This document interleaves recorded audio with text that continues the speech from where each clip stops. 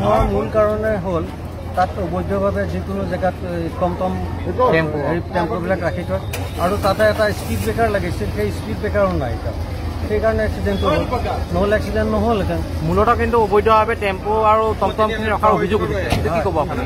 সেইটোৱে উঠিছে আৰু হ'ল এটা স্পীড ব্ৰেকাৰ লাগে, তাত এজন মানে পুলিচ লাগে, তেতিয়াহে গাড়ীবিলাকৰ কণ্ট্ৰল হ'ব। গাড়ী সেইটো তিনিটা জেগা তিনিফালৰ পৰা আহি থাকে গাড়ী। মানুহ ঢুকাল ন?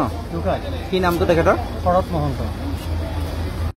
কি হৈছিলে ঘটনাটো? ঘটনাটো মানে আপোনাৰ মানুহজন ইফালৰ পৰা গৈ আছিলে, ইফালৰ পৰা গাড়ীখন আহিছিল, নাচালে পুতুককৈ পাৰ হৈ গ'ল, সেইফালে মাৰি দিলে এখন গাড়ী। কিহে মাৰিলে? ট্ৰাকে। কোন জেগাত এইটো? কৈতো। নামটো কি?